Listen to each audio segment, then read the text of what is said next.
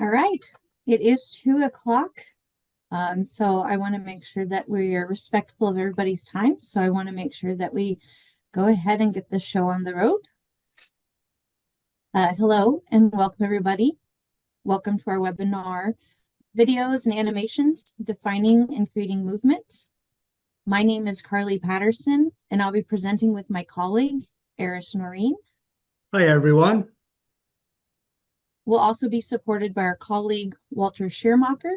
So if you have him in the background, understand that he's part of our team as well, and a welcome part for that. I'm hopeful you've joined today to learn more about videos and animations, including learning about some terminology and types of videos. And as we know, or I hope that you know, videos are a great tool to use in learning and communication, and they can be a lot of fun too. But like most tools, they're most helpful when they're best matched with the problem you're trying to solve. So that's part of what we'll be talking about today. First, a little bit about us. Our company is Innovative Learning Group. We also call ourselves ILG. ILG is a performance-first learning company, and it's founded in 2004 by our owner and CEO, Lisa Tunnegas. And in fact, next week, we'll be celebrating our 20th anniversary. We have more than 200 clients in 35 industries, and we're also a certified women's business enterprise. And a few additional notes, please chime in at any time during the session with questions or comments by using the chat feature. And if you're not familiar with Zoom, you may have to, it may be located at the bottom of your screen, and you may have to scroll all the way down to make sure the feature is visible. Immediately following the webinar, you'll receive an email with a link to the short survey. And you know, as learning people, we love feedback. So if you could feel free to give us feedback so that we can sharpen our skills, have some lessons learned, and just keep growing. And we are recording this session. And early next week, you'll receive a YouTube link to the recording, and you'll also receive the slide deck. But please note, we will be showing video clips in this session, but those clips won't be available outside of the session. So that's the only thing that should be different when you get the recording and the deck. As mentioned, I'm Carly Patterson. I'm a project manager and instructional designer here at ILG. I have 15 years experience in the world of learning and development, and I've worked on several projects that have video as a component of the learning event. Along the way, I've fielded lots of different questions, and I've consulted on the appropriateness and ability of using videos. And this is part of the reason I've partnered with Eris to write some blogs on the topic and also create this session. Eris, I'll go ahead and have you introduce yourself now. Thank you, Carly. That was a great introduction. As Carly mentioned, my name is Eris Noren, and I'm a visual designer and media developer here at Innovative Learning Group. I've been in the game for over 25 years, creating animations, video, and interactive learning content for a wide variety of companies. And I think using animation or video can be a great opportunity to expand your training, and I'm looking forward to our discussion today. With that, we will move to the agenda, and also we're going to turn our video off at this point so we can concentrate on the slides. So that's that. Okay. So first off, let's maybe explain what this webinar is not about. We won't really be talking about using video cameras, setting up film locations, or discussing any specific software. We also won't be getting too deep into the technical side of things, such as editing video, importing, exporting, render settings, and stuff like that. So, what are we going to talk about? This webinar will be a high-level overview of some of the basic types of video that are commonly used in learning and training, and why or how you may want to use these in your own project. Having a look at the agenda here, we will start with some quick definitions, followed by explaining the common types of videos. We have a few showcases. and then we will wrap it up with a visual tour, other considerations, and Q&A. So onward and upward. Okay. But before we continue, we would love to hear from you. Can you describe the types of videos you've seen in learning? What was their purpose and what did they look like? How did they make you feel? And more importantly, did they help you learn the content? Feel free to enter your comments in the chat window now.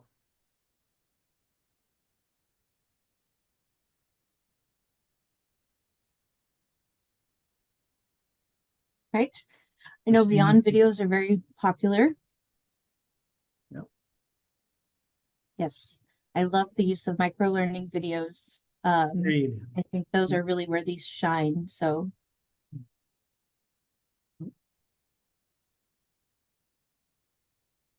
okay, great, well, look we at got some everybody great responses here. So using the terminology and everything. that's right, marketing clips, talking heads, yep. The micro learning, as we mentioned, YouTube, sure. Well, as you can see, videos are used in a lot of different ways, and they can take many forms. So on that note, let's start defining some of the components and types of videos.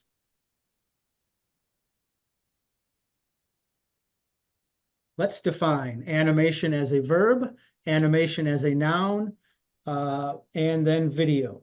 So these terms are sometimes used interchangeably, and they can be confusing. So we will talk about them right here.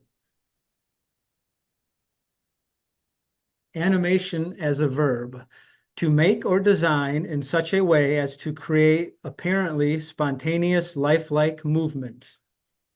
On this slide, we will have our surfer girl animate into the scene. Wow, magic. How'd you like that? So this movement you just saw is called a tween. That comes from in between, and it has its roots in the days of hand-drawn animation, where a lead artist would draw some keyframes and production artist would then draw the in-between poses. A tween means the graphic itself does not actually change. In this case, the graphic of the surfer girl, you'll notice she actually stayed the same, but her position moved across the slide. A tween could also be applied to different properties, such as rotation, size, or opacity, where it fades in and out. That was our fun fact for the day. Okay, and here's animation as a noun, a motion picture that's made from a series of visuals and that simulates movement. That's what we'll be discussing today. And on this screen, you can see a very basic example. As we'll come to find out or come to see, there's obviously many different styles of animations. And onto video, a recording of an image or of moving things being related to or involving images on a television screen or computer display. So here we have video, a video clip in its most basic form. Somebody went out into the real world, in this case, probably a beach, with a recording device and captured some waves. These days, for many types of projects, you don't need to go to the beach or to record the video yourself. Instead, you can use stock footage. Stock footage comes in a wide variety of styles, and it's available from websites such as Getty Image, Shutterstock, etc. Yeah. And part of the reason we wanted to clarify these terms is because they can start to blend together in conversations, even internally here at ILG, and I'm sure with conversations at your places of work. So we wanted to make sure that these were crisp and that there was a shared understanding. So for example, live video refers to filming people in scenes directly. An animated video differs in that it usually means creating characters or elements in a design program and then animating them. The output of both, however, can be called a video.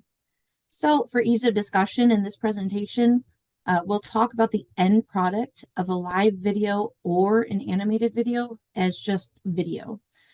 So for example, when we talk next about common types of videos, This can include someone or something being recorded, something being animated into a video, or a combination of both. So let's get into it. Let's get into defining some common types of video. Let's start then with the talking head, which a few of you had mentioned in chat. So I appreciate that. We're probably on the same page. So a talking head is when a person or people are in front of the camera speaking directly to the viewer. An example of this could be your CEO is delivering a yearly message that outlines, how they're excited for the year ahead and what goals they're going to achieve and things like that. The next common one we want to talk about is what we're calling show and tell. And I know one of you had mentioned that about a system how-to training. So a show and tell is a visual representation of how to use a system, web page, piece of equipment, or something similar. And as mentioned, a common example is a systems training video where you're shown how to input data using a new or updated system. And then the last common one we're going to talk about is the text and image explainer. This is a visual presentation of text and images used together to convey a message. These videos often help us visualize concepts like how performance is tracked in a company. Note that one video can be one or all of these types. And also there's other types of videos, but these are the ones that are most common in the L&D space. So now that we have a high level understanding of what videos we're talking about and the definitions of those, let's walk through the video types in more depth. All right, thank you, Carly. Yeah. Let's begin with talking heads. A talking head video can be captured in many ways. You could have a professional video shoot. You could do the recording with a handheld camera, maybe a phone, or you could even record over the web using something like Zoom. Many times, a company spokesperson, such as the CEO or maybe a member of the DEI team, they would like to discuss a serious subject like safety or compliance. Well, in this case, there isn't really a huge need for extra graphics or exciting visuals. Instead, the focus is more on the human connection, more of a face-to-face meeting. And a talking head video can convey the information in a more intimate and personal way. So they usually work out really good in situations like that.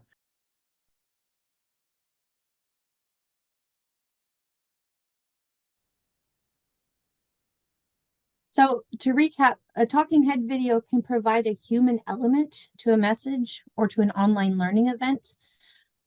They're best when they're short and to the point. I think one of you had mentioned, micro learning videos. One of the cooler ways I've seen an example of a talking head used is when one person or team of people will record short videos to welcome learners into different portions of a learning event.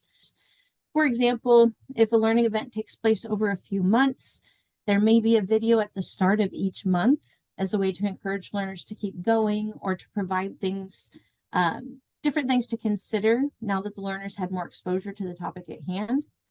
Or if the learning event is a blended learning solution with multiple subjects, there may be a SME to welcome learners to a topic of their expertise. If you're interested in this kind of video, here's some pointers. So first, the talking head should be confident and welcoming. This is going to provide the warmth and human element you're looking for.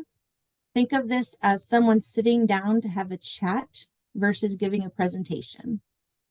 Also, the room they're in should be well lit and the background should be free from distractions. So the last thing you want is for learners to walk away discussing that weird painting on your wall instead of the message you were trying to convey.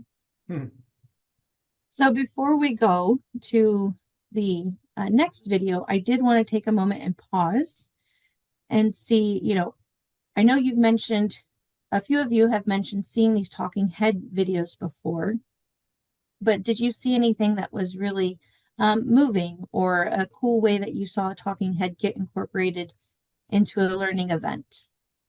And go ahead and share that in chat if we have anything.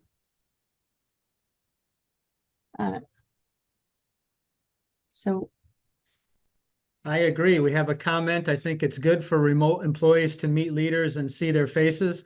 That's a great comment. Latoya, you had mentioned something about positioning of talking head. Do you want to chat more about what that means?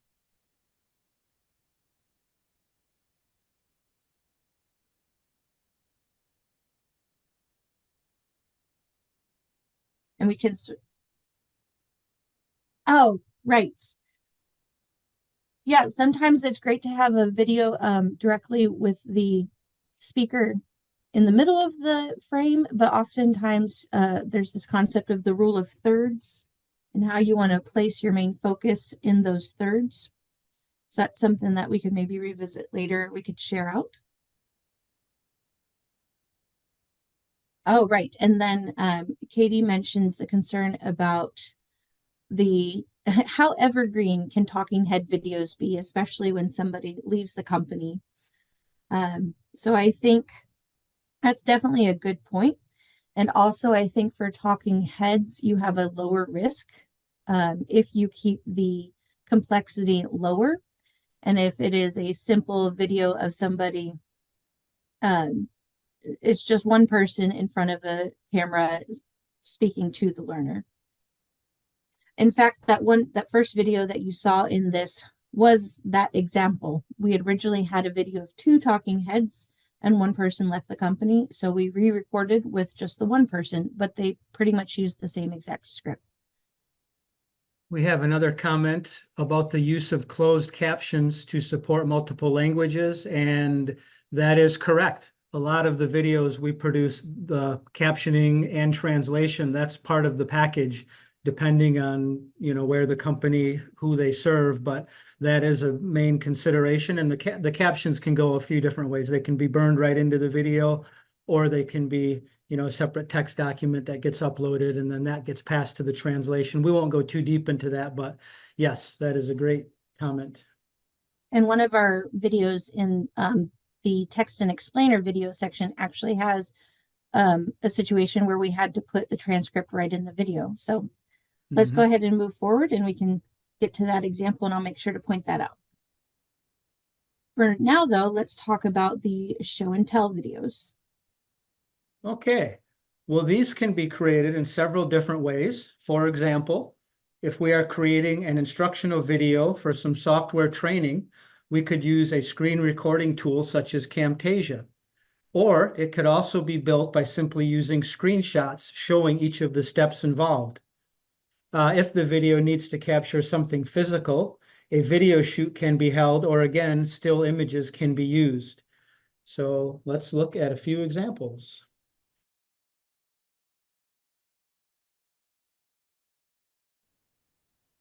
So show and tell videos are a great way to show details of how to complete a task or a series of tasks. These are best when learners have immediate access to the item or system involved in the video, and this allows them to either practice along or immediately apply what they've seen in the video. And we've already mentioned the systems training types of videos, but show and tell can go beyond that. For example, if you have a complicated blueprint, plan, or diagram, you may want to walk through how it's read or how it comes to life off the paper.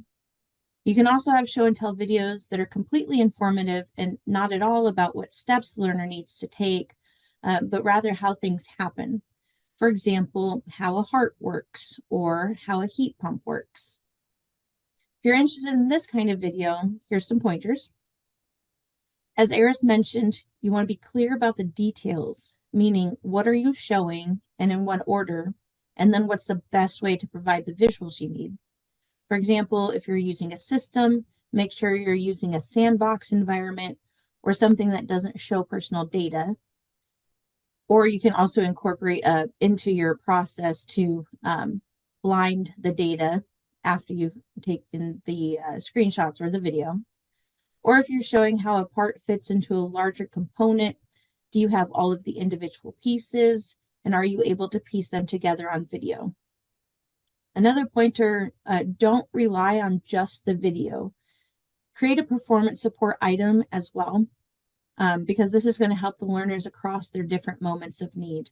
Oftentimes, this video is learning for the first time, but inevitably the learners are going to need to troubleshoot, or they're going to have to refer back to something in the moment of application.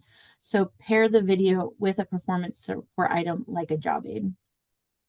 So again, let's go ahead and pause and, let me know, have you seen these kinds of videos used other than systems trainings? Or do you have any questions specifically about show and tell videos? We do have a question. Do you recommend narrating while recording or recording the screen steps first and later adding the audio? And I think usually the second is an easier way to do it if you add the steps or add the audio later. It's very tricky to get your narration right the first time going through, so you have a lot more freedom doing one thing at a time. Now, what I would say is definitely write the script first. So know exactly what you do want to say, or at least a high level outline, and then record the screen, and then come back and add your narration. Ooh, we have guideline on speed from step to step. That is a good question that I've not put too much thought into. I guess it goes with the idea of what's a good pace for somebody to absorb what you're trying to teach them. I think as long as it feels natural, you can go at a nice speed. And that's the benefit of video, right? You can always pause and rewind and see where you want to revisit. On that note, if you don't use narration and you just have, let's say, some background music, you'll find that you have to show things a little bit longer. If you're clicking on it, a box or something like that, that arrow will have to hover there. Where narration, when somebody's also saying it, I find that can go a little bit faster. And we do have a comment from Lori about, yes, these can be used with physical procedures like safety inspection. So perfect example of a non-system type show and tell. Somebody from the beauty industry, show and tell videos to demonstrate makeup application. Perfect, right? Perfect example, because that's something that you could definitely write a step action job aid, and you could create a course that explains why the product works and how to sell it. But that video or the live application is really where it's going to make sense. So let's already head into our last video type. And then, we definitely have a Q&A section at the end. I'm really into this conversation. I don't know if you've noticed. So I need to keep reminding myself to keep moving forward. So let's look at our last video type, the text and image explainer. Showcase 3, the text and image. A text and image explainer video usually has the most options in terms of how it's created. The assets used to create a video like this can come from a wide variety of sources, such as screenshots, photographs, stock video footage, logos, hand-drawn artwork, illustrations, technical diagrams, or even your existing marketing or branding materials.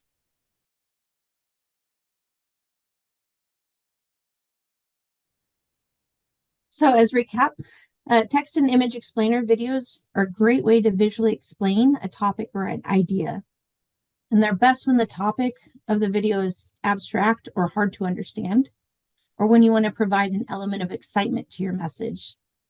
In my experience, I've seen these types of videos the most in the L&D space. In fact, Eris and I are working on one right now, and the video is meant to kindle some excitement from the viewers. It's, more of a marketing vibe than it is a learning vibe. It's a message to people managers about how they have a critical role in the engagement of their direct reports and how to start leaning into that. And the company has a clear set of brand guidelines, which include the use of lines and line art. So we're playing off of that, using the lines to morph and shape and kind of move the visual interest along to correlate with the narration. I've also seen this type of video be used to explain some pretty meaty financial concepts to non-finance professionals, and do it in a way that was visually interesting, and the visuals were easy to make the content relatable and easy to digest. And also to the point about, what happens if there's turnover, or if we have somebody in the talking head space and we're not confident that they're going to be there, for a long time. A text and image explainer is a way to approach that concept, where you might have an audio and you might have text on screen and visuals, but the person may not actually be in front of the camera. So it's another concept that you can play off of. If you're interested in this kind of video, your main thing is to consider the level of visual complexity you're looking for. So for a lower complexity, you're looking at minimal detail or use of stock assets, and there'll be little customization of the visual elements. For a higher level of complexity, you're looking at greater level of detail or customization in the imagery used. And when it comes to complexity, you're going to think about foreground and background. And this was something that even Eris reminded me, when we were discussing this topic, is sometimes that background is as equally important to your video as what's happening in the foreground. So for a lower complexity video, you may have a blank background or all visual interest is in the foreground. And then something that's more higher complexity may have more detailed background, and it may shift throughout the video and support what's happening in the foreground. So for this video, have you seen this kind of video? I'm interested to also know, have you heard it be called something else? And do you think of a good way that this video type has been used? And Sharon, you had a question about, does it matter which direction the text transitions into the video? I don't think it does, but Eris, do you have a thought on that? Well, I think we need to be clear that we're talking about on-screen text, which would be maybe a short blurb compared to subtitles or closed caption. Typically, your closed captions, they wouldn't animate. I think that would get old real quick if you had them moving. In the case of the video we just showed, I knew that there would only be one sentence or at the max two, and that was very short, like a minute or less video. So in that case, they kind of slid up from the bottom. But I think generally people like to see things in the same direction that they read. So I think generally a lot of stuff does, if you had on-screen text, can come from the left. But given that, sometimes it's nice to make the words play off each other, especially if you're talking about something that's perhaps a contradiction. Then one of the words could come in from each side. So that's kind of depends more on what you're doing. That's a good point, right? You wouldn't want to have a sentence fly in and it's flying in from left to right, because then I'm seeing the end of the sentence before I see the beginning. Katie's mentioning, use this method recently to announce a new benefits program, starting with a slide deck and plug in stock videos, etc. Yeah, that sounds about right. Did you use the video in that case as like show and tell of how to access the benefits, or how do you apply the benefits, or were they videos that were used to kind of get people excited about the program?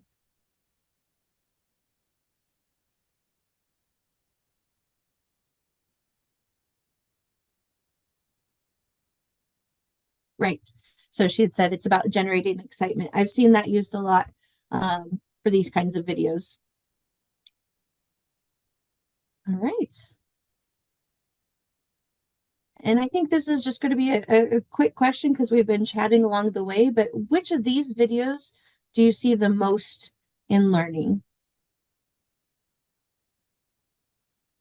of these three?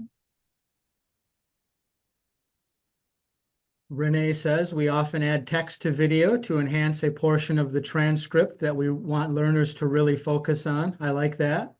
Yeah. Okay, so we've got talking heads, text and image explainer, show and tell. So we have one for each. Okay. Well, actually, there's show and tell followed by text and image. Yeah, I've seen mostly the text and image explainers, but that's probably largely the types of content I tend to work with. And as mentioned earlier, these three types can combine and blend into one video. So for example, a video may start and end with a talking head, but largely be a text and explainer video in the middle. And also for every video type, there can be a different visual approach or style.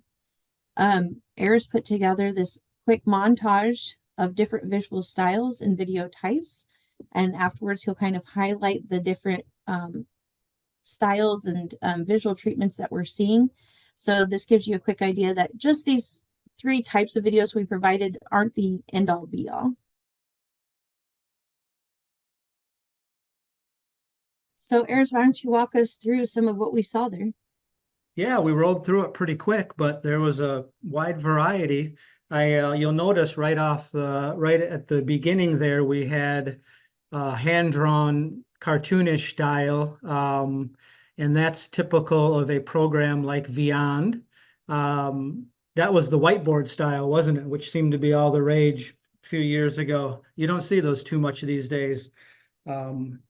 We also had some graphics and photos mixed together, and then there was some live footage in the case of the automotive video, and then one was purely illustrated.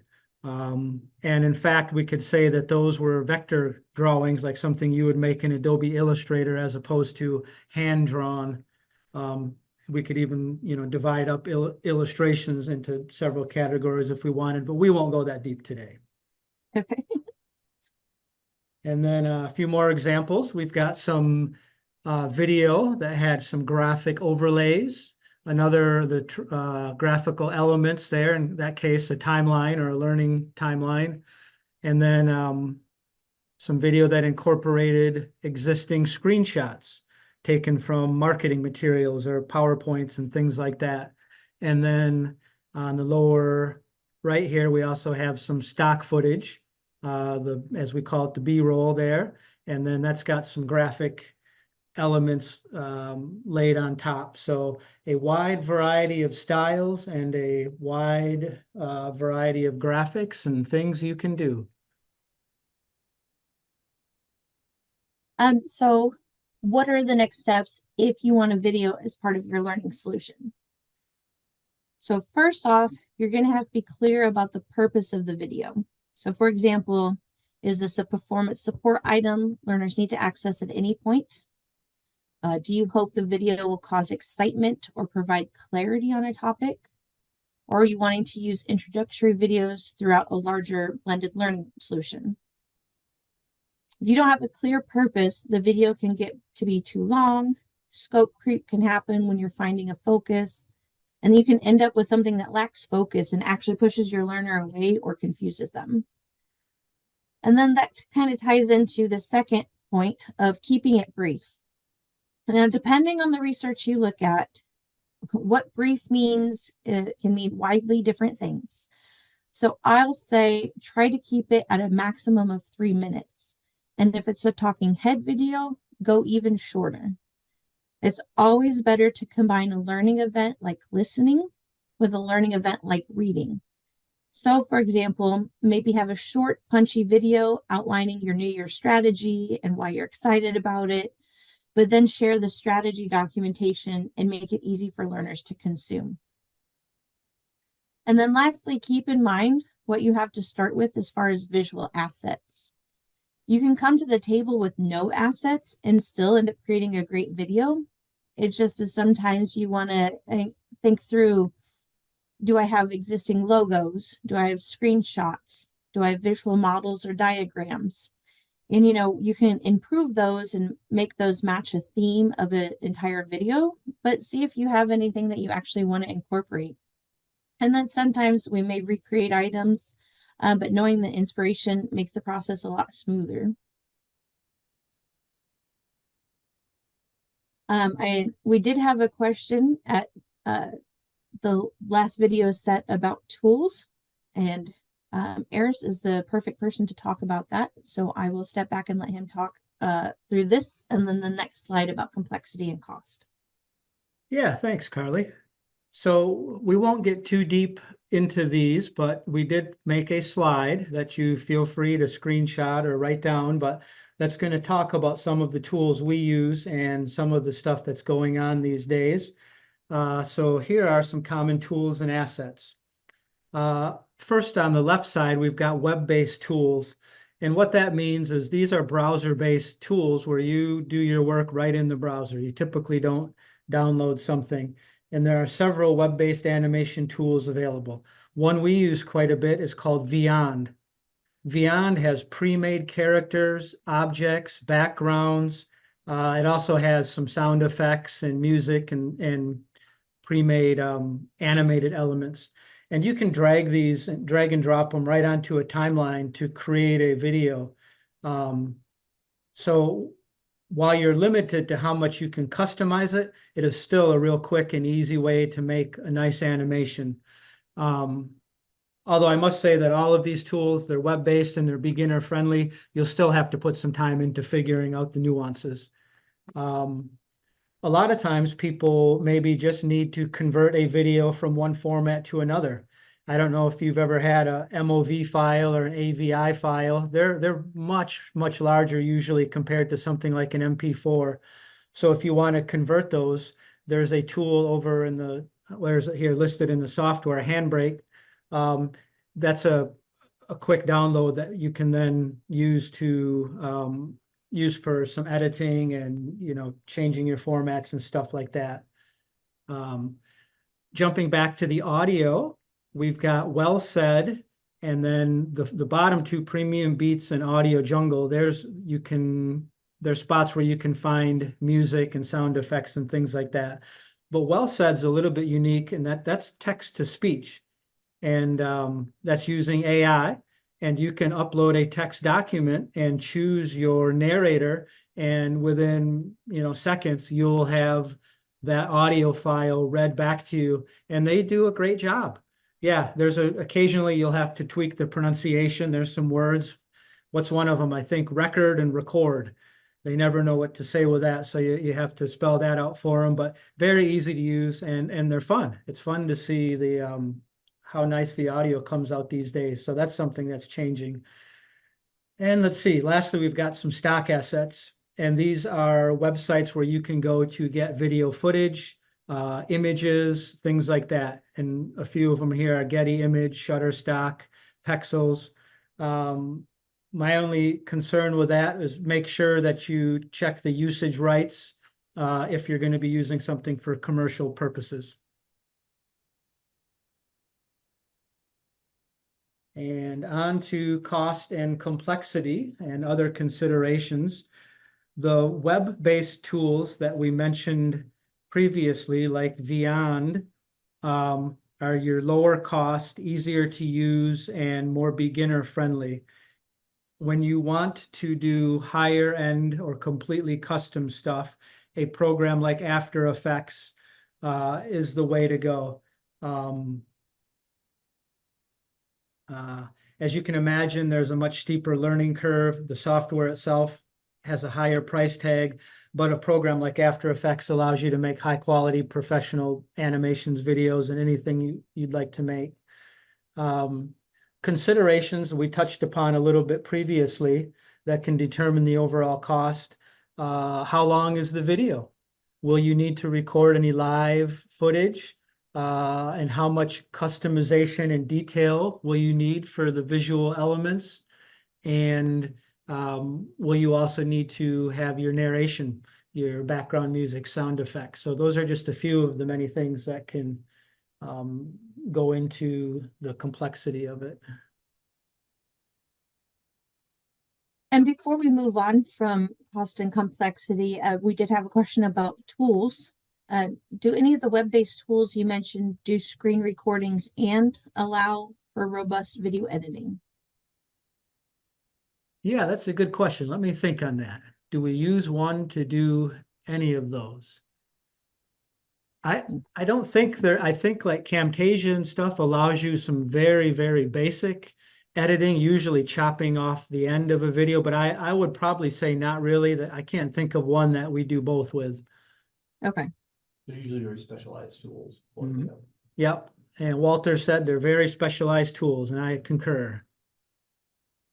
And then we have a question, how does the software for audio handle confidential proprietary information? The same issues arise using non-company based AI with privacy. I'm Do not you sure mean, I get that question. and we are moving into the question section. So I also was reminded that you can unmute yourselves. So if you wanted to come off mute and speak, feel free to do that. But Brittany, I'm assuming is your question about, so if we plug in a script to Well Said, for example, does that get stored on Well Said? And does that have any confidentiality, proprietary concerns? Correct. Yes. Okay. I think Matt's Well got Said is very sandboxed because we have some very highly confidential clients, and we use Well Said for that. But that is a great question, and things like that are definitely stuff you have to check out before using any of these programs. And what do you use for screen recording and for video editing? Well, I can answer the video editing part. We use After Effects quite a bit for our video and animations. And then, as I mentioned, some clients like the Vyond style where they want a character like that. So that's another popular one.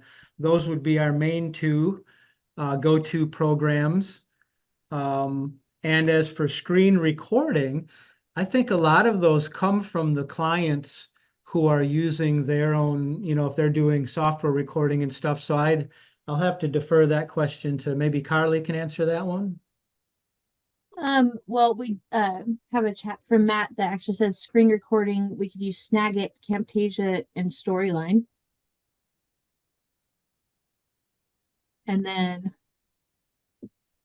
okay, yes. All right. So I'm not sure, did that answer get fully, or did that question get fully answered? Sorry about that.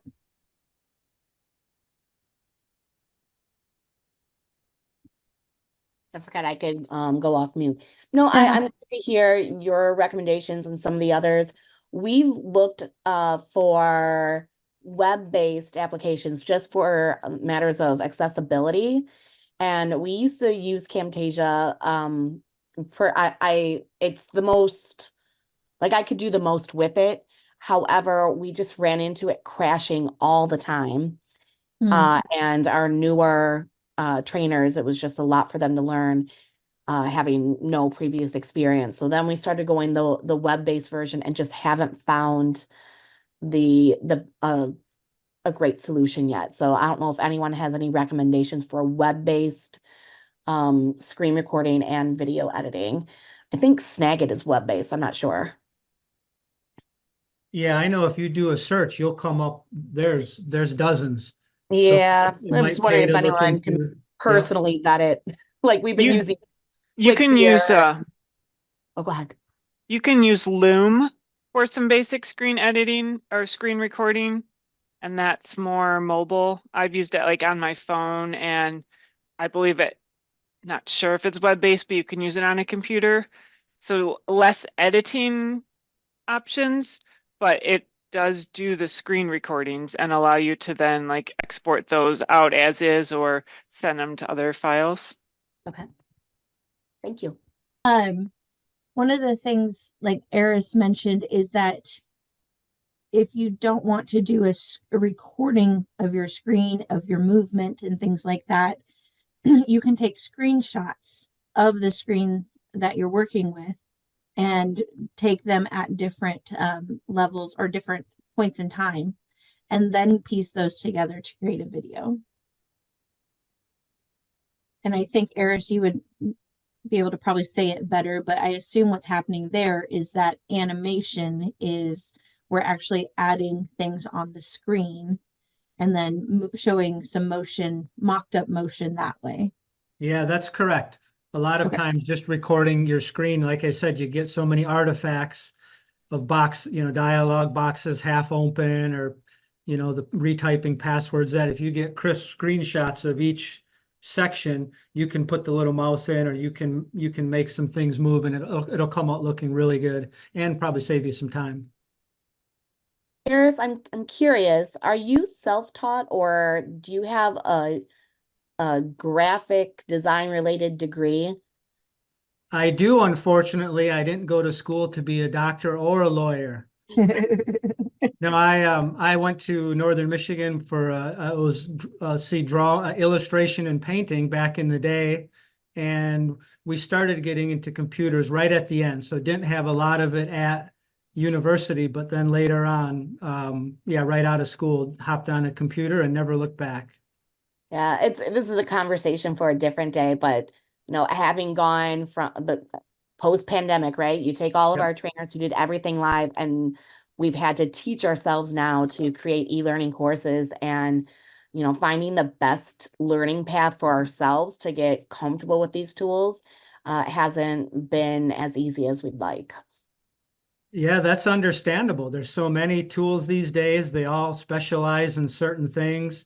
And then you have to, some people like the way one works, and then how do you deliver it and how do you give it to the audience I can see I understand your frustration. This was helpful though. Thank you. You're welcome. And we did have Brittany said Loom and Screencastify. I don't remember if we said Screencastify out loud. Mm-hmm. Yeah, and Snagit was another one.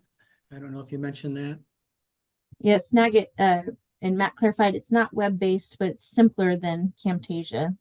So there'd be less to learn.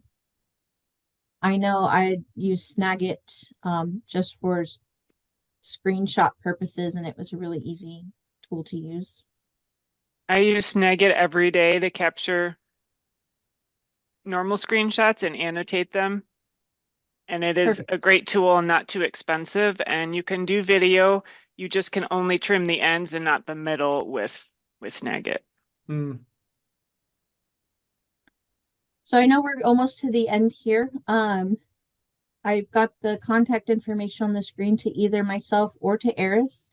And then we also have different elements that you can connect with ILG as a company. We've got a Friends of Innovative Learning group that sometimes will share thoughts and tidbits of information. Different members of the ILG team will share things like that. And then we also do have our YouTube channel that you'll find this video on. Any other questions or things that you would like to lean in a little bit more to in the last couple minutes we have? Last minute. Yeah, and thank you for all the great questions, by the way. We had some good ones. Yeah.